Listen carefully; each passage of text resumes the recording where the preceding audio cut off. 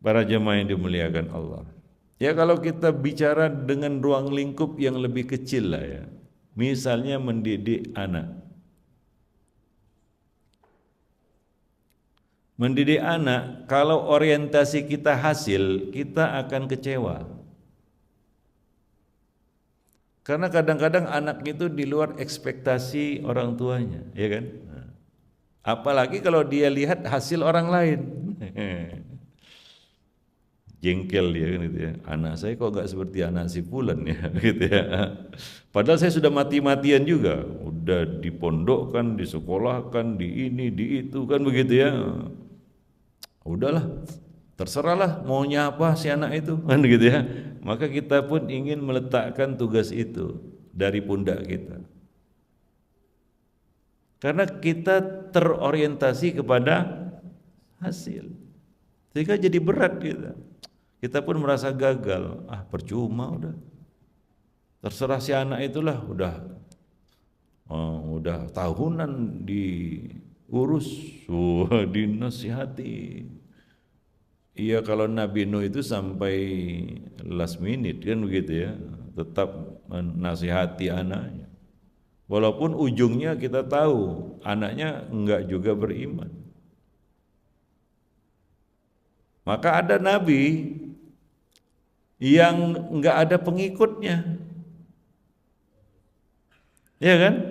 Ada tuh nabi enggak ada pengikutnya. Bayangkan Pak, nabi itu kan jabatan yang tinggi, Pak. Tugas yang mulia juga jadi nabi itu.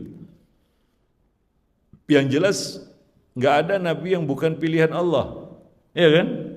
Jelas apa? Pilihan Allah. Tapi Allah Subhanahu wa taala ingin mengajari kita bahwa segala sesuatu itu bukan tentang hasil. Buktinya apa? Ada nabi yang Allah utus, gak ada pengikutnya, Pak. Bayangkan. Kalau Allah berkehendak seperti itu, memangnya ada yang bisa protes? Apa nabinya protes? Ya Allah, percuma engkau utus aku, tapi engkau gak berikan hidayah satu orang pun dari dakwahku melalui diriku. Enggak ya, tidak. Si nabi yang enggak ada pengikutnya itu juga enggak kecewa dia. Kalau orientasinya hasil pasti kecewa kan begitu ya, kecewa berat lah. Udah disupport dengan wahyu kan gitu ya, mungkin pakai mukjizat juga, tapi enggak ada yang ikut kan gitu ya, ya kan? Kalau orientasinya hasil pasti sesak di dada, Pak. Ya, akhirnya kita pun meletakkan tugas itu, melepaskan tugas itu. Kita anggap sia-sia kan gitu ya. Ya lakukan saja, sabar, jangan terburu-buru ingin memetik hasil. Itu yang membuat kita enggak sabar.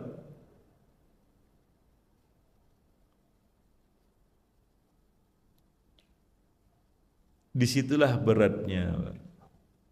Disitulah beratnya sabar itu.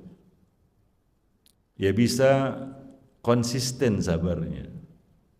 Sabar sampai batas terakhir. Kita ini kan kadang-kadang belum push the limit, Pak. Ya. Allah uji kita, iya, dengan itu Allah uji kita. Tapi kadang-kadang kita ini manja. Kata Nabi tadi, kamu itu terburu-buru. Maunya dapat hasilnya cepat kan gitu ya. Jadi dakwah itu juga bukan tentang hasil, dan jangan terperangah dengan hasil. Seolah-olah itu adalah kerja kita. Enggak, hasil itu bukan kerja kita, itu Allah punya kerja. Kun fayakun. Kalau enggak jadi itu. Ya, tapi yang Allah nilai dari kita adalah proses yang kita jalani, yang sampai berdarah-darah itu, yang sampai jungkir balik itu nilainya di situ, bukan hasilnya, Pak.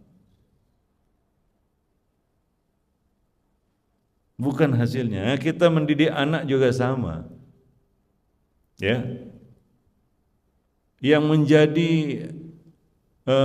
kita katakan barometer kesuksesan itu bukan hasilnya.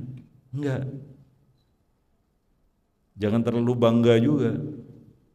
Ya karena Allah menghendaki itu. Tapi yang menjadi nilainya di mata Allah adalah proses yang kita jalani. Maka jangan mengeluh. Ada yang merasa, wah saya kok berat kali didik anak saya ini, gitu ya. Kayaknya orang lain itu, fulan itu gampang kali kayaknya. Tapi kalau saya kok kayaknya jungkir balik gak karuan, pusing. Sampai akhirnya pakai prinsip, udahlah EGP aja lah, emang gue pikirin gitu ya. Ya kan? Nyerah dia. Maka mendidik anak itu akan sangat berat kalau kita mikirin hasil terus.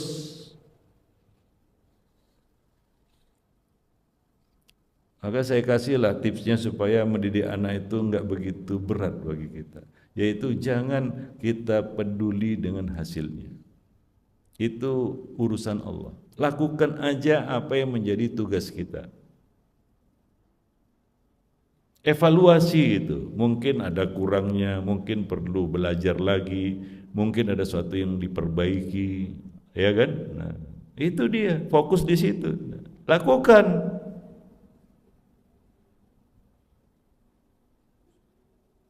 Dengan begitu kita akan sedikit mengeluh dan bisa sabar. Karena sekali mengeluh artinya sudah mulai berkurang itu kesabaran.